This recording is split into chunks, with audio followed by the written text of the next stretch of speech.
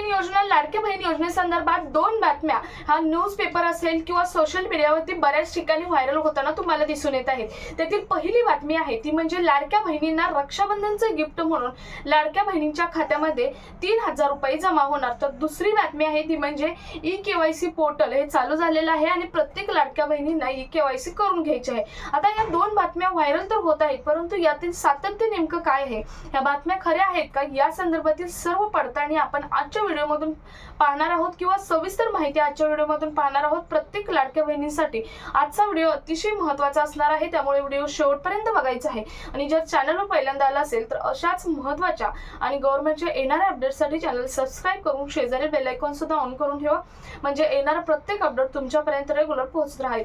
तर नमस्कार, मी पूनम आणि तुम्ही पाहताय पुन्हा एक नवीन अपडेट. तर बघा, लाडकी बहीण योजना, लाडक्या बहीण योजनेसाठी मंत्रिमंडळ बैठकाची 11 ऑगस्टला एक बैठक झाली. या 11 ऑगस्टच्या बैठकीत निर्णय घेण्यात आला आणि 12 ऑगस्टला लाडक्या बहिणींसाठी जुलै हप्त्यासाठी निधी मंजूर करण्यात आला. हा निधी मंजूर करण्यात आला. यामध्ये जवळजवळ 10 कोटी अतिरिक्त निधी हा जास्त निधी मंजूर करण्यात आलेला होता. मागच्या महिन्यापेक्षा या महिन्यामध्ये म्हणजे जुलै महिन्याच्या हप्त्यासाठी 10 कोटींचा निधी हा अतिरिक्त मंजूर करण्यात आलेला होता. परंतु त्यानंतर बऱ्याच वेळा सोशल मीडियावरती त्या बातमीचे पडसाद उमटले, परंतु सत्ताधाऱ्याने सुद्धा त्याचं उत्तरही दिलेलं नाही. कारण अतिरिक्त निधी हा का देण्यात आला या संदर्भात, कारण मागच्या वेळेपेक्षा जुलै महिन्याच्या हप्त्यासाठी जवळजवळ 90 ते 92 लाख महिला वगळलेल्या आहेत आणि तरी सुद्धा अतिरिक्त निधी का देण्यात आलेला आहे हे मात्र शासनाने किंवा सत्तेतल्या कोणत्याही नेत्याने सांगितलेलं नाही.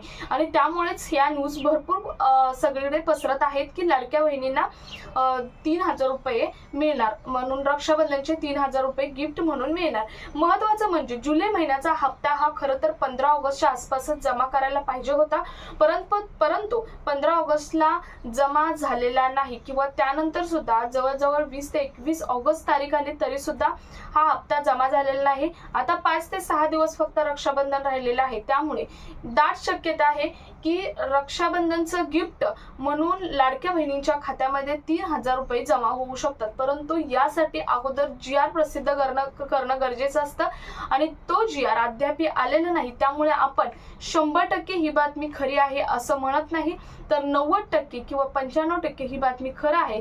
निधीचं कॅल्क्युलेशन केलं तर 3000 रुपये लाडक्या बहिणींच्या खात्यामध्ये जमा होऊ शकतात, कारण मागच्या महिन्यामध्ये जो निधी दिला होता त्यापेक्षा 10 कोटी रुपयांचा निधी हा वाढवून आलेला आहे.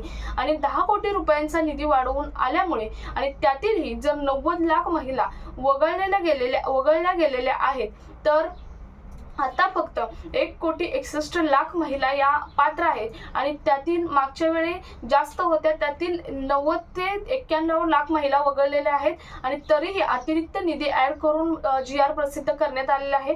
त्यामुळे लाडक्या बहिणींच्या खात्यामध्ये 3000 रुपये पडण्याची म्हणजेच हप्ता जमा होण्याची दाट शक्यता आहे रक्षाबंधनचं गिफ्ट म्हणून.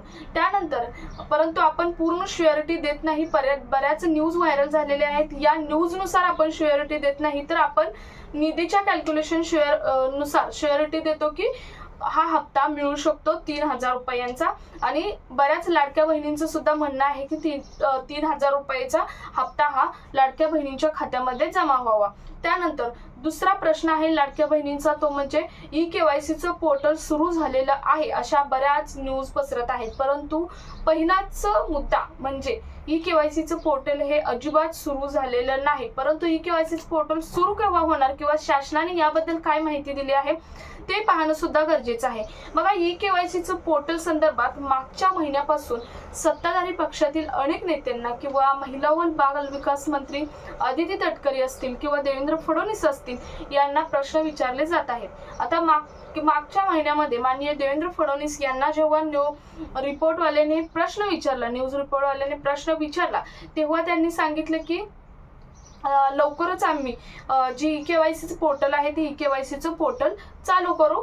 ज्या लाडक्या बहिणी यापासून वंचित आहेत, म्हणजे ई-केवायसी मुळे फक्त लाभापासून वंचित आहेत आणि त्या पात्र आहेत, अशा ज्या महिला आहेत त्यांच्यासाठी ई-केवायसीचं पोर्टल आम्ही लवकरच चालू करू असं सांगितलेलं आहे. तर महिला व बालविकास मंत्री अदितीताई तटकरे यांना जेव्हा प्रश्न विचारला तेव्हा त्यांनी सांगितलं की याचा निर्णय पूर्णपणे माननीय देवेंद्र फडणवीस आणि जे 2 उपमुख्यमंत्री आहेत त्यांनी घेतल्यावरती ते पोर्टल सुरू केलं जाईल असं सांगितलं. त्यानंतर मागच्या 2 दिवसामध्ये मुख्यमंत्री देवेंद्र फडणवीस यांना जेव्हा प्रश्न विचारला तेव्हा त्यांनी सांगितलं की ई-केवायसीच्या पोर्टलची सुरू ठेवण्याची तारीख आम्ही मागच्या वेळेस 2 ते 3 नाही तर 5 ते 6 वेळा एक्सटेंड केली होती, तरी सुद्धा बऱ्याच महिलांनी ई-केवायसी केलेली नाही आणि अशा महिला लाभापासून वंचित आहेत.